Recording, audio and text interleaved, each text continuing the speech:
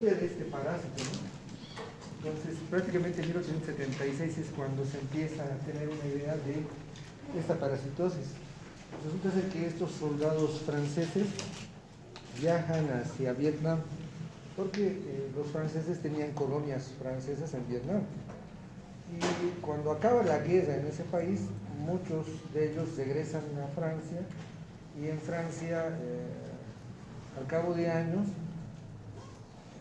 comienza a aparecer gente que tenía cuadros de diarrea persistente y había otra gente que no tenía ningún cuadro de diarrea, pero cuando les toman las muestras de heces fecales encuentran estrongiloides estercorales, ¿sí? Entonces ahí les llama mucho la atención por qué estas personas, si habían dejado ya años atrás una zona endémica, resulta ser que presentaban aún esta parasitosis.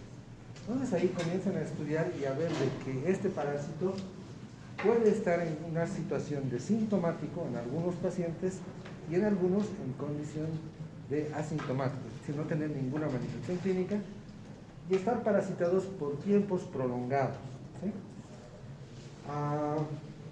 Y otra cosa que también en la historia de este parásito se descubre es que este parásito puede causar casos graves de enfermedad, pero en un grupo muy particular, en los inmunosuprimidos. Entonces, hay una clasificación taxonómica de este parásito. De pronto son estos los tres parásitos que son conocidos, pero de estos tres parásitos, el primero es el que tiene importancia médica, porque parasita a los humanos, ¿sí? Porque afecta a los humanos. El segundo se ha descrito, o es un parásito de monos, que usualmente se ha encontrado en algunos humanos, en algunas zonas. Entonces, más o menos que este Fuller boni tendría esa capacidad de parasitar tanto a animales como a humanos. Pero en nuestro medio no se ha descrito, ¿sí? Entonces, lo único que nosotros vamos a ver y vamos a estudiar es estrongiloides estercorales, nada más. Esta es la distribución geográfica. Y vean que nosotros somos considerados como un país endémico para estrongiloides estercorales. Entonces estamos ahí pintados de verde. Ahora, esta es la secuencia de las formas biológicas, es decir, es la forma en la que se van a presentar estos parásitos. Va a haber 3 adultos en esta parasitosis, existen 3 adultos. Un adulto que se llama hembra partenogenética, 2 adultos, uno es macho y otro es hembra, que de pronto estos están en el medio externo. En cambio, esta hembra partenogenética está en el intestino de las personas, en la mucosa de las personas. Entonces hay 3 adultos, pero con diferentes localizaciones, no están los 3 en un mismo lugar. El adulto elimina huevos. El huevo da origen a una larva, y la larva, como ya saben, en esta parasitosis existen larvas abditoides y existe larva filariforme. Y estas larvas filariformes dan origen a machos y hembras. Pero también estas larvas filariformes pueden dar origen a hembras partenogenéticas. ¿De qué depende de que se vaya por esta vía o que se vaya por esta vía? Eso ya saben, les ha dicho la doctora Durán. ¿Se acuerdan? Eso, aquí es la clave. Entonces, dependiendo de si tiene una carga genética triploide, puede seguir esto. Pero si tiene carga genética haploide o diploide, va a tener que seguir esto. Ahorita vamos a ver con más detalles. No voy a entrar en detalles de esto porque ya les ha dado la doctora, la partenogenética, la medida, su hábitat, la mucosa. De pronto una cosita nada más que es ovovivípara, que elimina huevos que ya tienen larvas casi completamente desarrolladas y que estas, cuando están en el intestino, inmediatamente del huevo emerge la larva y ya la larva está en el intestino, no salen huevos en las heces fecales, sino son las larvas que han emergido rápidamente de los huevos. Ahí está la hembra partenogenética, los huevos. Lo llamativo de los huevos, la cantidad de huevos que son eliminados al día. Apenas son 50 huevos, ¿no? Incluso esta eliminación de la hembra partenogenética no es diaria, sino hoy día sí, mañana no, mañana sí, pasado no. Entonces, no es diaria. Entonces hay una cantidad mínima de huevos que se elimina o que la hembra elimina. A diferencia de Ascaris, Ascaris ¿cuántos huevos elimina? Entonces, Ascaris tiene un potencial biótico muy grande, muy elevado, porque tiene la capacidad de eliminar tal cantidad de huevos diariamente, 200.000. En cambio, vean este parásito, 50 huevos diarios. Entonces, este va a ser, con esta cantidad de huevos que son eliminados cada día, va a ser menos probable de ser diagnosticado. ¿Me están entendiendo, verdad? Porque la cantidad de huevos que elimina es mínima, a diferencia de Ascaris, que elimina gran cantidad de huevos. Ahí está la hembra de vida libre, macho de vida libre. Esto ya lo saben ustedes, no voy a entrar en detalle en esto. Hembra y macho, siempre tiene la hembra esa curvatura. Y el huevo. Nuestra larva zabritoide. De pronto se puede hacer diagnóstico diferencial, identificando los bulbos, la boca, ¿sí? Una característica que permite el diagnóstico de estas larvas zabritoides es esta. ¿Sí? Es esto, esta cosita que ven, ¿no? Ven aquí, ¿no? Una línea, se abren dos y aquí se vuelve a cerrar. Esto se llama el primordio genital. Y el primordio genital no es nada más que las células germinativas, las cuales más adelante van a dar origen a los órganos sexuales. Entonces, cuando uno observa esto, tiene la certeza de que está en presencia de una larva zabritoides de espongiloides estercorales. Eso es lo que te permite llegar al diagnóstico de especie en esta parasitosis. La larva zabritoide. Acá se ve más o menos esto. Acá no se ve muy bien. Y lo que les decía, ¿no? Se puede hacer el diagnóstico diferencial entre larvas zabritoides, observando su cavidad bucal. Vean que este tiene más pequeñito, este tiene más grande. La larva filariforme, vean que también se puede hacer diagnóstico observando su bifurcación de la cola. Se puede diferenciar de los ancilostomidos, su colita hendida o cola bifurcada, y este no tiene cola en punta.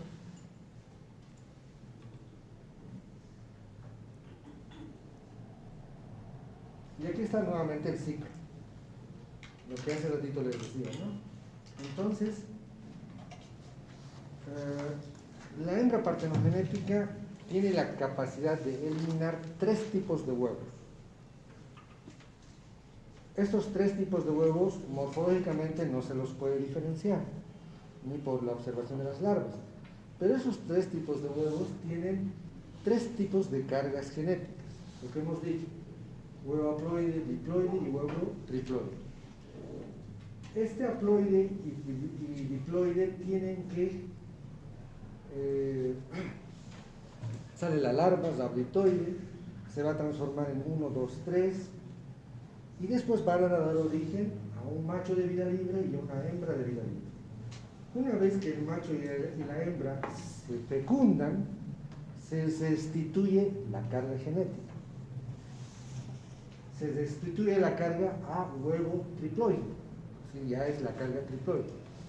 Como está restituida la carga triploide, recién ahora se puede formar larvas zabritoide L1, L2 y larva filariforme 3, y de pronto esta ya sí tiene la capacidad de poder penetrar al hospedador, en este caso al hombre, ¿no? En cambio no sucede eso con estos otros huevos. Como ya tienen cargas triploides, directamente van al zabritoide 1, 2, filariforme 3. Esta ya puede ingresar al otro humano o ocurrir autoinfección interna y externa en el mismo individuo, transformarse en L4, L5 y dar origen a la hembra partenogenética. Entonces, este es un ciclo directo y un ciclo indirecto. Pero vean que seguir esta ruta o esta ruta depende de la carga genética, ¿no? Triploides no tiene por qué hacer esto, simplemente ya puede dar continuidad al ciclo biológico. Lo mismo, esto está dividido, es lo mismo que el otro, pero solamente del ciclo indirecto, y más o menos aquí está descrito dónde están en cada uno de estos, ¿no? Los huevos haploides, diploides están en el intestino, las larvas están en el intestino, y como tienen que desarrollar a haploide y diploide, salen con las heces fecales. Salen, y en el medio ambiente es donde vamos a encontrar el macho y la hembra de vida libre, en el suelo. La fecundación, se ponen los huevos, todo esto está ocurriendo en el suelo, y aquí la larva filariforme 3 está en el suelo, que vendría a ser la forma infectada. Y una vez que ingresa el hospedador, va a desarrollar L4, L5, y formando la hembra partenogénica. Este es el ciclo directo con triploide. Entonces vean cómo acá puede ocurrir todo esto: intestino y suelo, intestino, región perianal y suelo. Aquí una cosa se van a dar cuenta, porque este intestino, si esta filariforme 3, que es triploide, está en el intestino, es triploide, no tiene la necesidad de salir. Entonces puede directamente penetrar la mucosa intestinal y dar una autoinfección interna, porque no tiene la necesidad de caer al suelo, ya es infectante. Pero también esto puede estar, esta filariforme 3 en la región perianal, ya tiene la capacidad de infectar, entonces está en la región perianal, puede penetrar la región perianal, migrar por la circulación hacia el ciclo de luz, todo lo demás, y dar origen a una hembra partenogénica. Y si cae al suelo, inmediatamente cae al suelo como L-triploide, filariforme 3, ni bien cae al suelo va a estar buscando ya a una persona a la cual penetrar, porque ya tiene la capacidad de invadir. Entonces, por eso hay estas tres posibilidades, ¿no? Entonces, esta triploide, filariforme 3, puede desarrollar el mecanismo de autoinfección interna, externa y de heteroinfección.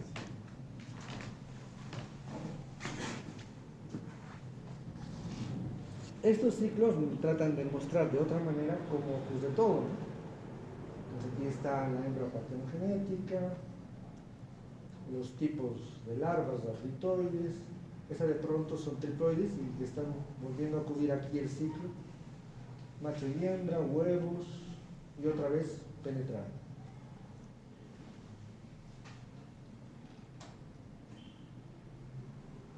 Aquí lo mismo que hemos hablado, pero en una forma diferente de explicar. Este es el ciclo directo, el ciclo indirecto, la autoinfección que puede ocurrir.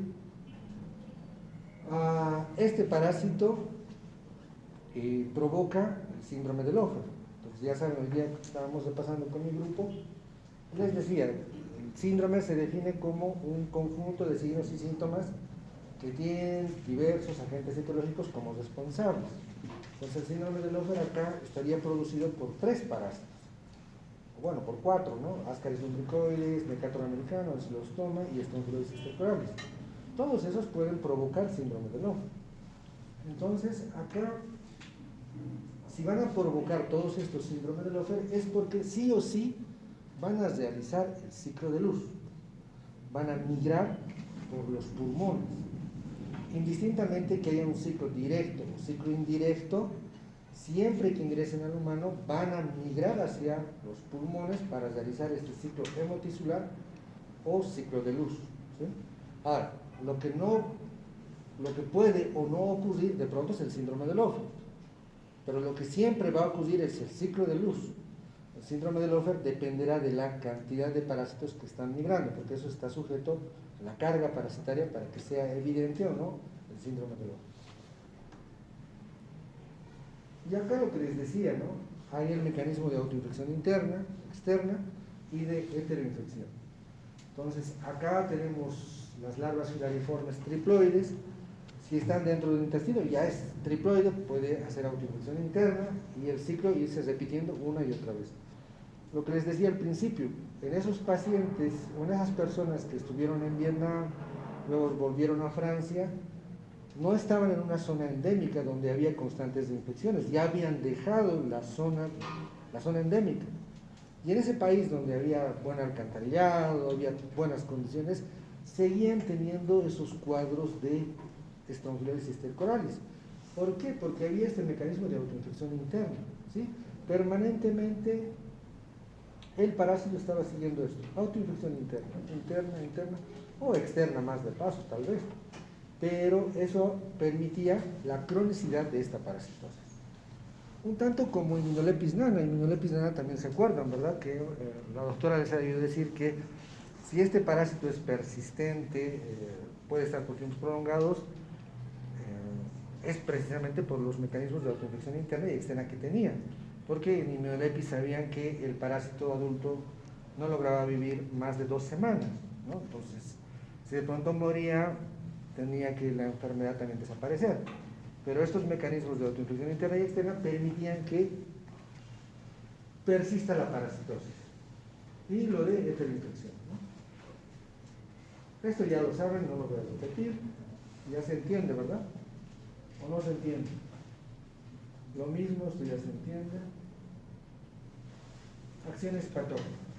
Entonces aquí tendríamos nuestras acciones patógenas en la fase invasiva, fase de estado, ¿no? Que sería histolítica, inmunoalergia, inflamatoria, fase de estado tóxico-irritativa, inmunoinflamatoria. Vean que en la fase de estado, que es ahora lo que vamos a hablar, no existe la acción exfoliatriz. Este parásito no se caracteriza porque exfolia los nutrientes, no es como Ascaris. ¿Sí? Para Ascaris la principal acción patógena era la exfoliatriz, pero este no tiene una acción exfoliatriz. ¿Sí? Sí tiene tóxico-irritativa e inmunoinflamatoria. Entonces, si el sistema inmune funciona, puede pasar todo esto, es decir, puede controlar y eliminar la infección, puede controlar la infección sin erradicarla, ¿no? Eso depende mucho del sistema inmune. Entonces, el sistema inmune es clave para que esta parasitosis de pronto persista o no. No complicada en inmunocompetentes, complicada en inmunosuprimidos. Entonces, aquí vamos a ver dos grupos: los inmunocompetentes, que seríamos todos nosotros, que produce un cuadro no complicado, y en los inmunosuprimidos, que produce una patología que puede ser complicada.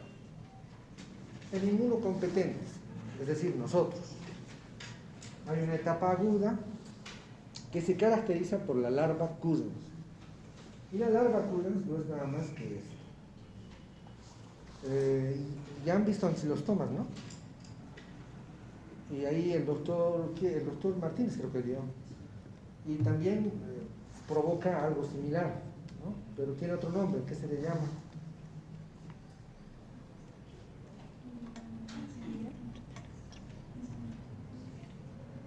¿Qué se llama?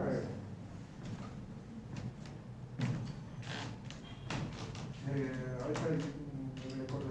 Larva Cousins. Entonces, la larva Cousins es el denominativo que se le da a la penetración de las larvas platiformes triploides, que ingresan por la piel y comienzan a hacer pequeños tractos serpentiginosos entre la piel.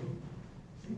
Es porque la larva entra, penetra y comienza a migrar hasta que encuentra un capilar y, bueno, entra a la sangre y después se dirige para hacer el ciclo hemotisular, ¿no?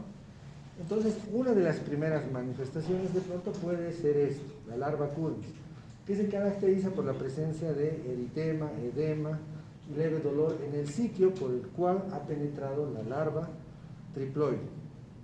¿Esto se puede complicar? Sí, se puede complicar. ¿Con qué se complica? Con un cuadro infeccioso, es decir, una infección bacteriana. Puede ser que la persona se comience a rascar y, bueno, ahí se añada un foco infeccioso por bacterias. Y más o menos ese es el aspecto que tiene esa migración de la larva Cousins. Esto de pronto es un poco complejo de hacer el diagnóstico diferencial con la larva migrans cutánea. Eso era lo que no me acordaba. La larva migrans cutánea es provocada por ancilostómicos, pero no cualquier ancilostómico, eso bueno, el doctor ya les había indicado. Entonces, estos trayectos serpentiginosos, ¿no?, son los que de pronto corresponden a la larva cutis y que también puede ser provocado por los ancilostómicos. Entonces, cualquier sitio que tenga contacto con la tierra y por donde haya ingresado la larva puede terminar provocando este tipo de lesiones. Pero generalmente es más frecuente en los pies, en las nalgas. Después de eso, lo que hemos dicho, la larva migra por los pulmones y en los pulmones va a provocar el síndrome de Loftus, ¿no? ¿Se puede diagnosticar en esa etapa? Se puede, recolectando el esputo y tratando de encontrar las larvas. ¿Se puede hacer diagnóstico diferencial con otras larvas? Se puede, porque ya saben, la que estaría migrando por aquí sería, por ejemplo, la larva L4. Y la larva L4 filariforme de Strongyloides estercoralis tiene cola bifurcado. Entonces se puede llegar al diagnóstico y decir, esta persona está con un cuadro pulmonar, no por una larva de Ascaris, no por una larva de Ancylostoma, sino por una larva de Strongyloides estercoralis. Ahí está, migra y luego vuelve a entrar nuevamente ese deglutido. Y ahora entramos a la parte de manifestaciones gastrointestinales, es decir, ha migrado la larva, ha llegado hasta la mucosa intestinal. El hábitat no es el lumen del intestino, vive en el intestino delgado, en las partes del duodeno y ayuno, pero no es parásito luminal, es un parásito tisular. La hembra partenogenética, este es un corte histológico del intestino, entonces vean, está en medio de las velocidades intestinales.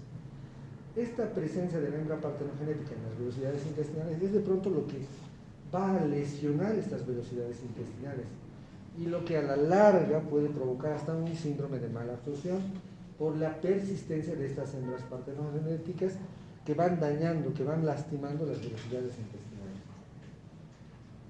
Entonces están aquí migrando, colocando sus huevos, las larvas están saliendo por aquí, yendo hacia el lumen, saliendo con las heces fecales. Y comenzamos con lo primero. La mayoría de los pacientes son asintomáticos, pero los que tienen síntomas pueden tener todo esto, ¿no? Dolor en el epigastrio, anorexia, pérdida de peso, náuseas, diarreas, distensión abdominal. Esto va a depender mucho de la carga parasitaria, de la cantidad de hembras partenogenéticas que estén en la mucosa intestinal. Pero ya saben, todo esto, toda esta sintomatología es completamente inespecífica. Es decir, un paciente que presente diarrea, no vamos a decir, este está con Strongyloides estercoralis. Puede tener desde Strongyloides hasta Ascaris, hasta cualquier otra cosa, ¿no? Tal vez no tiene ningún parásito y tiene una infección bacteriana. Entonces, las manifestaciones son completamente inespecíficas. El síndrome de mala absorción se puede presentar, pero siempre va a depender de la cronicidad de la parasitosis. Es decir, no es que estés una semana y ya tengas síndrome de mala absorción, porque para que ocurra un síndrome de mala absorción, por lo menos más del 50% del epitelio intestinal del intestino delgado tiene que estar dañado, y es por ese motivo que no se están dando de manera adecuada la digestión de los alimentos, ¿sí? Entonces, esto es debido a una cronicidad. Lo mismo que el síndrome anémico, es decir, son cuadros que solamente se van a presentar en personas que han estado expuestas por tiempos prolongados. Ahora, hemos visto que los inmunocompetentes, nosotros, los normales, podemos controlar, es decir, el sistema inmune comienza a actuar y logra eliminar a los parásitos, a las larvas, por la función del sistema inmune, nada más, ¿sí? Pero si el sistema inmune tiene problemas, esto va a persistir crónicamente. Pero después existe otro tipo o un grupo que es mucho más peligroso, ¿sí? Y es este grupo, el de los inmunosuprimidos y de los inmunocomprometidos, ¿sí? ¿Por qué se maneja esos dos términos? Porque hay una diferencia. Los inmunosuprimidos de pronto son aquellos en los cuales nosotros hemos utilizado algún medicamento para bajar el nivel de inmunidad. Como pueden ver, en todas estas enfermedades Salvo esta, aquí hay un error, esto lo vamos a... No van a notar glomerulotitis crónica, este es un error. Vamos a borrar, ¿ya?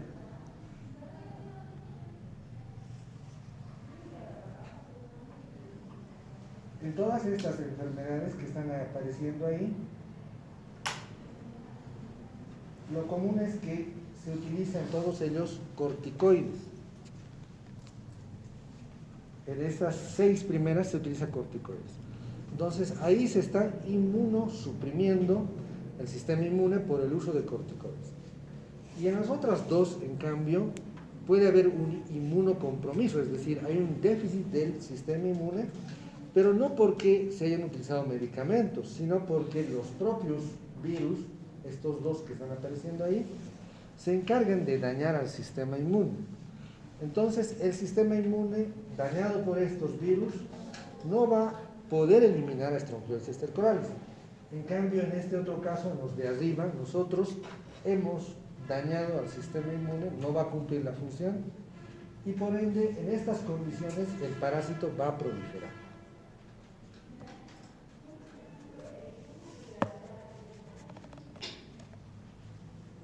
Pero también hay otra cosa en relación a los corticoides. Los corticoides son muy parecidos a una hormona que tiene Strongyloides estercoralis. Strongyloides estercoralis tiene una hormona que se llama hidroxiecdicina.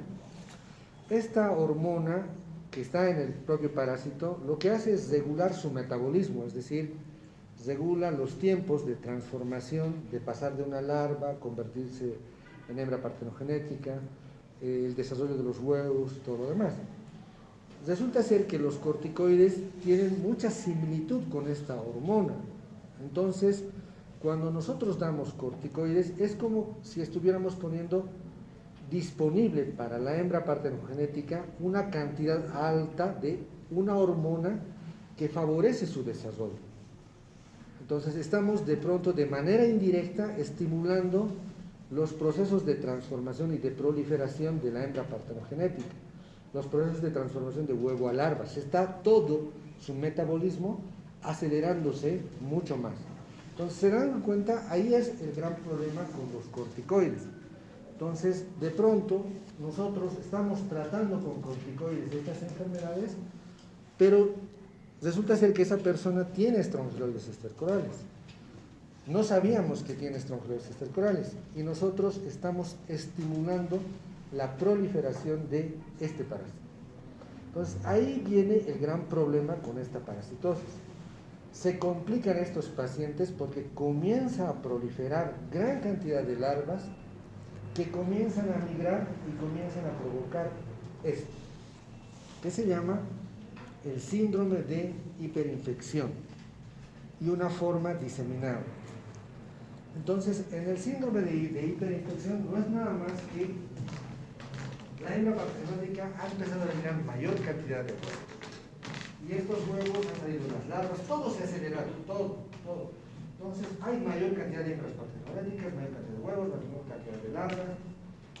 Y estas larvas que de pronto están realizando los mecanismos de autoinfección interna, porque hay muchas de estas son larvas triploides, gran cantidad de estas larvas están volviendo a penetrar y están arrastrando en su cuerpo de pronto heces, es decir, bacterias, y se está produciendo esto, un síndrome de hiperinfección. Un síndrome de hiperinfección no es nada más que una alta migración de larvas triploides por todo el organismo.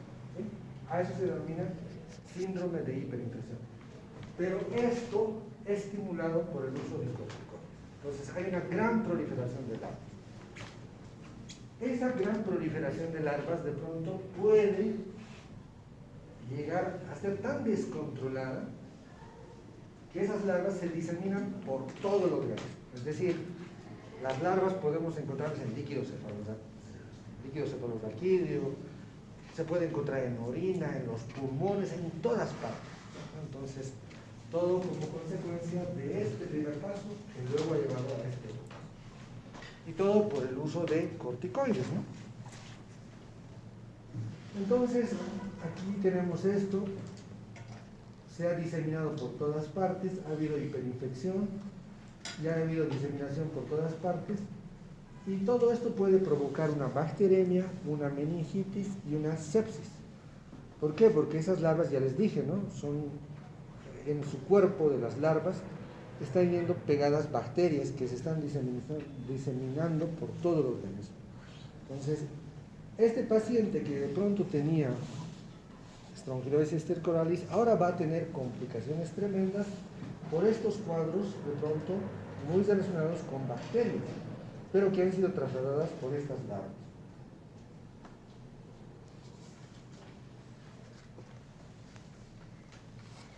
Entonces ahí hay una pequeña frase que dice: la mayoría de las complicaciones graves que se producen en la estrongiloidosis son producidas por iatrogenia. La palabra griega iatros significa médico y geno, producido, ¿no? Entonces eso significa producido por el médico. Entonces han visto que habían varias enfermedades, ¿no? Asma, reumatitis, las colagenopatías. Entonces tú tienes un paciente que viene por asma, tiene una crisis asmática, no puedes respirar. Le das teofilina, le das salbutamol, no responde, aumentas las dosis, no responde. Y cuando no responden a ese tipo de tratamientos, generalmente lo que se hace es empezar a ingresar a utilizar corticoides. Pero tú no has descartado que ese paciente tenga o no estrongiloides. Sin saber, tú le comienzas a dar estrongiloides y tu paciente comienza a presentar otras manifestaciones clínicas, o de pronto empieza a empeorar en sus manifestaciones clínicas, incluso pulmonares. Y sigues persistiendo los corticoides, porque en ningún momento se te ha ocurrido pensar en que podría estar con estrongiloides stercoralis. Entonces, el mismo médico, por no tomar en cuenta esto, puede causar, y generalmente causa, la muerte del paciente, porque se complica tanto estos pacientes que terminan muriendo por sepsis. Y a veces cuando se hace autopsias se ve el pulmón y el pulmón está lleno de larvas de estrongiloides stercoralis. Entonces es una secuela por no haber diagnosticado estrongiloides stercoralis. Entonces lo que siempre se debe hacer es, en todo paciente que viene de zona tropical y que va a recibir corticoides, primero descartar que no tenga estrongiloides stercoralis. Descartas eso y ya con confianza le puedes dar el tratamiento correspondiente con córtico. Estas son algunas de las cosas que se utilizan para diagnosticar. Algunas cosas sirven, algunas otras cosas no. Por ejemplo, acá un hemograma en una etapa aguda de pronto te puede servir de pronto para ver la fase invasiva, ¿no? Los eosinófilos se van a elevar un poco, pero cuando ya está en la fase de estado también se pueden mantener elevados. En Ascaris no pasa eso. Por ejemplo, en Ascaris solamente está eosinófilos en la fase invasiva. En la fase de estado desaparece, vuelve a ser normal. Pero en los estrongiloides puede haber elevación en ambas fases, ¿sí? ¿Por qué? Porque hay un estímulo persistente. Hemos dicho que la hembra partenogenética está en la mucosa. Y está en la mucosa, es tisular y está estimulando al sistema inmune. Por eso es que se pueden elevar los eosinófilos en la fase invasiva y en la fase de estado en estrongiloides stercoralis. Por eso también está en etapa aguda y en etapa crónica. Pero ya saben, los eosinófilos que estén elevados no significa que tenga tal parasitosis. Siempre hay que llegar al diagnóstico, ¿no? La eosinofilia puede deberse a varias causas. Otro parasitológico sería pruebas de concentración. Aquí, en esta parasitosis, la posibilidad de falsos negativos es mucho más alta por la cantidad de parásitos que elimina la hembra. Es decir, siempre vamos a tender a que nos salgan falsos negativos. La peor prueba para diagnosticar esta, ¿cuál va a ser? El coprosimple, por ejemplo. El coprosimple es casi 100% que te va a salir negativo, ¿no? A no ser que tenga una alta carga parasitaria, pero te va a dar falsos negativos. Entonces, para disminuir los falsos negativos, utilizas métodos de concentración. Sí, y ahí está la técnica de Berman. Es la técnica de pronto ideal para el diagnóstico de esta parasitosis. Porque tú puedes utilizar 4, 5 gramos de heces fecales y en base a sus tropismos hacer que la larva escurra en el fondo del embudo y poder observar las larvas correspondientes. También hay otras cosas, ¿no? Como los cultivos, que de pronto no son disponibles en nuestro medio, es una buena opción.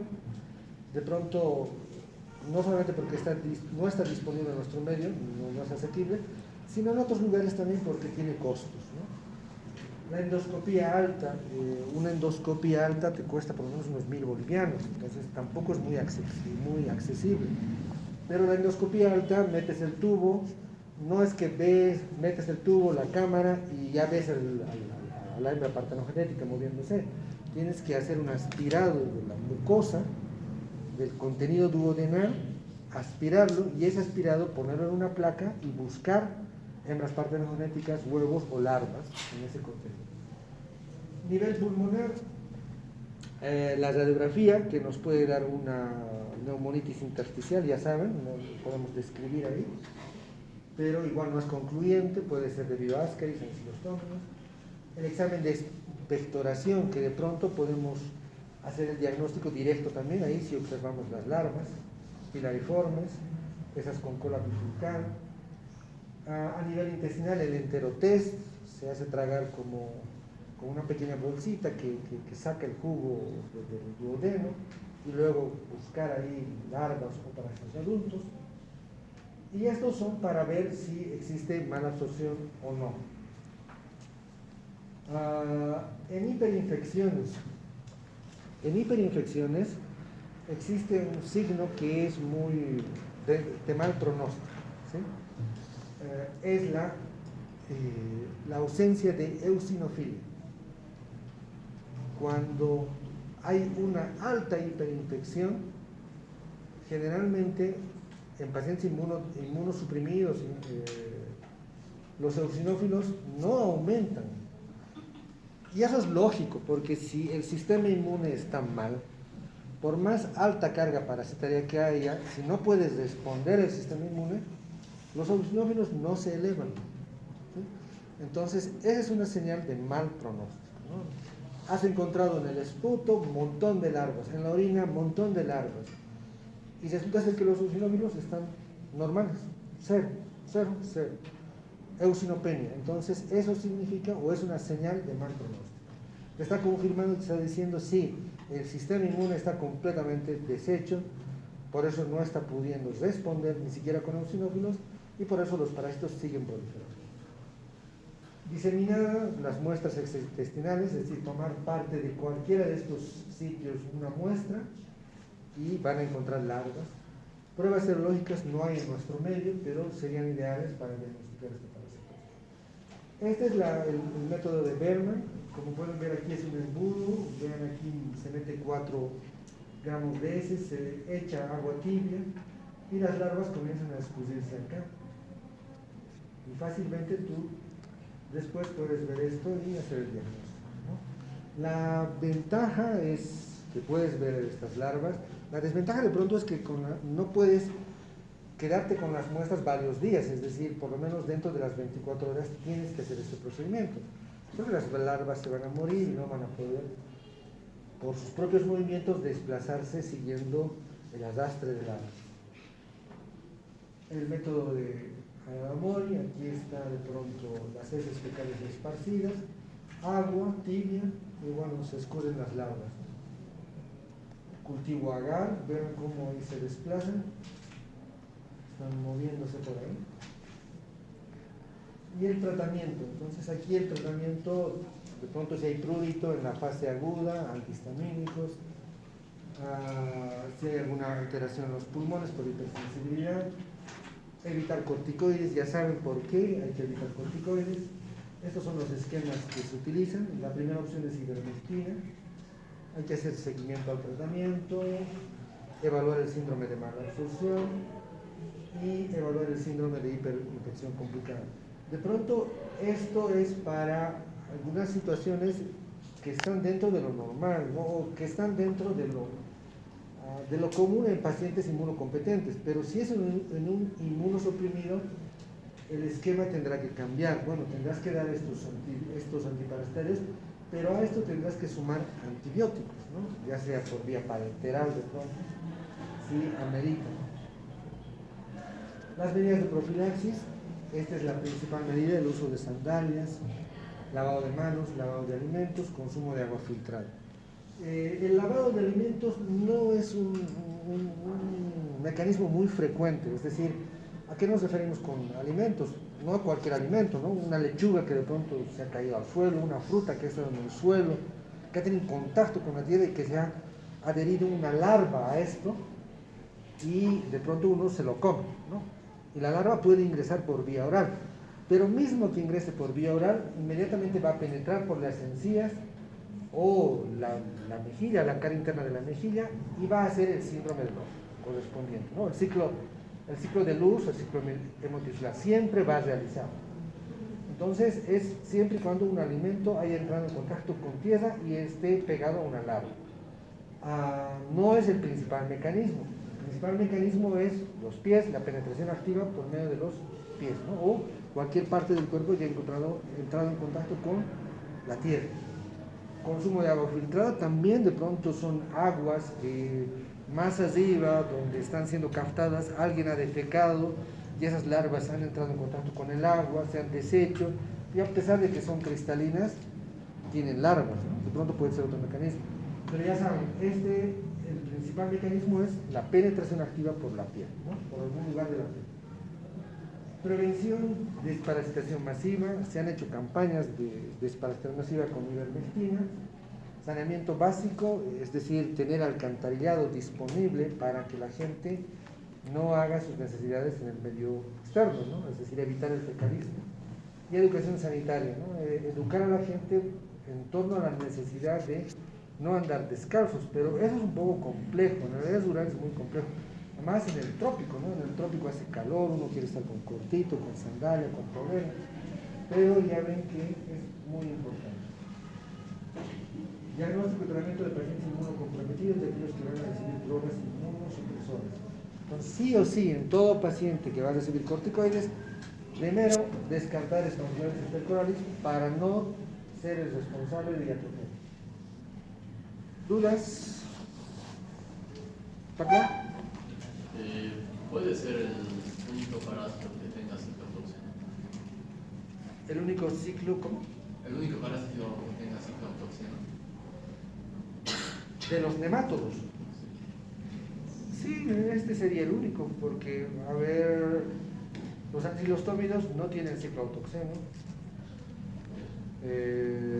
Ascaris no tiene, Trichuris peor, Enterobius tampoco tiene, y este sería el único que tiene cicloautoxeno, tiene ciclomonoxeno. Lo que no tiene es cicloheteroxeno, tiene autoxeno y monoxeno, y tiene los tres mecanismos de infección: autoinfección interna, externa y interinfección. ¿Otra duda? ¿Está claro? Bueno, vámonos.